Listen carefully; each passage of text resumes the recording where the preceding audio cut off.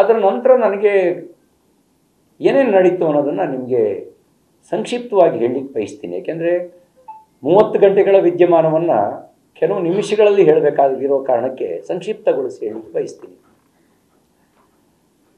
ನಾವು ನಗ್ನಗ್ತ ಕೊನೆಗೆ ಎಲ್ಲರೂ ಊಟಕ್ಕೆ ಹೋದ್ವಿ.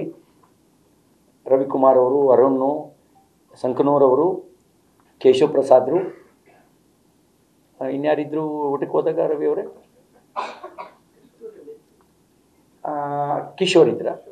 ಕಿಶೋರು. ನಾವೊಂದು 5-6 ಜನ ಊಟಕ್ಕೆ ಹೋದ್ವಿ. ಊಟ ಮುಗಿಸಿ ವಾಪಸ್ 3 ಗಂಟೆ ಸುಮಾರಿಗೆ ಬರಬೇಕಾದ್ರೆ ಸುವರ್ಣಸೌಧ ಪಶ್ಚಿಮ ಭಾರತದಲ್ಲಿ ನನ್ನ ಕಾರ್ ಇಳಿಯೋಕ್ಕೆ ಅಂತ ಹೊರಟಾಗ ಕಾರಿನ ಮೇಲೆ ಅಟ್ಯಾಕ್ ಮಾಡಿದ್ರು. ನಾನು ಯಾಕೆ ಅಟ್ಯಾಕ್ ಮಾಡ್ತಿದ್ದಾರೆ ಅಂತ ನನಗೆ ತಕ್ಷಣ ಗೊತ್ತಾಗಲಿಲ್ಲ. ಶಾಕ್ ಆಯಿತು ನನಗೆ. ಆಮೇಲೆ ಅಲ್ಲಿದ್ದಂಥ ಮಾರ್ಷಲ್ಲು ಮತ್ತು ಸಾರ್ವಜನಿಕರು ಅಟ್ಯಾಕ್ ಮಾಡೋಕ್ಕೆ ಬಂದವರನ್ನ ದೂರ ತಳ್ಳಿ ನನ್ನನ್ನು ವಿಧಾನಸೌಧದ ಒಳಗೆ ಕರ್ಕೊಂಡು ಹೋದರು, ಸುವರ್ಣಸೌಧದ ಒಳಗೆ. ಆಮೇಲೆ ಗೊತ್ತಾಯಿತು, ಪುಂಖಾನುಪುಂಖವಾಗಿ ಒಂದಷ್ಟು ಪ್ರೆಸ್ ಮೀಟ್ ಮಾಡಿದ್ದಾರೆ, ಹೇಳಿದ್ದಾರೆ, ಅಪವಾದ ಹೊರಿಸಿದ್ದಾರೆ ಅಂತಕ್ಕಂಥ ವಿಷಯ ನನಗೆ ಆಮೇಲೆ ಗೊತ್ತಾಯಿತು. ನಾನು ಸಭಾಧ್ಯಕ್ಷರು ಕರೆದಾಗ ಏನು ನಡೆದಿದೆ ಹೇಳೋಣ ಅಂತ ಇದ್ದೆ. ಅವ್ರು ಕರೀದಲ್ಲೇ ನಾವು ಹೋಗಬಾರ್ದು ಅಂತ ನಾವೇನೂ ಹೋಗಲಿಲ್ಲ. ಭಯ ಇಲ್ಲದೆ ಇದ್ದಿದ್ದ ಕಾರಣಕ್ಕೆ ನಾನು ಅದಕ್ಕೇನು ತಲೆ ಕೆಡಿಸ್ಕೊಳ್ಳೋಕ್ಕೂ ಹೋಗಲಿಲ್ಲ. ಆರ್ ಅಶೋಕ್ ಅವರು ಕರೀತಾ ಇದ್ದಾರೆ ವಿಧಾನಸೌಧದ ಲಾಂಜ್ನಲ್ಲಿ ಅಂತ ಒಂದು ಚೀಟಿ ಬಂತು.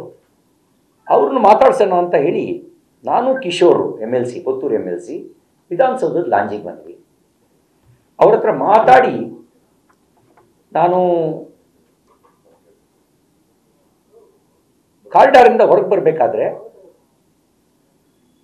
ಆಮೇಲೆ ನಂಗೆ ಗೊತ್ತಾಯಿತು, ಒಂದು 3-4 ಜನ ಹಲ್ಲೆ ಮಾಡ್ಲಿಕ್ಕೆ ಬಂದರು. ನಿನ್ನ ಕೊಲೆ ಮಾಡ್ತೀವಿ, ನಿನ್ನ ಹೆಣನ ಕಳಿಸ್ತೀವಿ, ನಿನ್ನ ಪೀಸ್ ಮಾಡಿ ಹಾಕ್ತೀವಿ, ನೀನು ಬೆಳಗಾಮಿಂದ ನಿನ್ನ ಹೆಣನೇ ಹೋಗೋದು ಅನ್ನುವ ಬೆದರಿಕೆ ಜೊತೆಗೆ ಹಲ್ಲೆ ಮಾಡ್ಲಿಕ್ಕೆ ಬಂದರು. ಕಿಶೋರು ನನ್ನನ್ನು ತಡೆದು ಅದರಷ್ಟೊತ್ತಿಗೆ ಮಾರ್ಷಲ್ರು ಸಕ್ರಿಯವಾಗಿ ಆ ಕಾರಿಡಾರ್ನ ಗೇಟ್ನ ಕ್ಲೋಸ್ ಮಾಡಿ ಕೊನೆಗೆ ಒಂದು 10 ನಿಮಿಷಕ್ಕೂ ಹೆಚ್ಚು ಕಾಲ ಅವ್ರು ಗೇಟ್ ಒದೆಯೋದು, ಅವನ್ನ ಹೆಣ ಕಳಿಸ್ತೀವಿ ಬಿಡ್ರಿ ಅವನ್ನ ಅಂತ ಕೂಗಾಟ ಮಾಡೋದು ಎಲ್ಲ ನಡೀತು. ಕೊನೆಗೆ ಮಾರ್ಷಲ್ಗಳು ಅವ್ರನ್ನ ಕಸ್ಟಡಿಗೆ ತಗೊಂಡ್ರು ಅಂತ ಗೊತ್ತಾಯಿತು.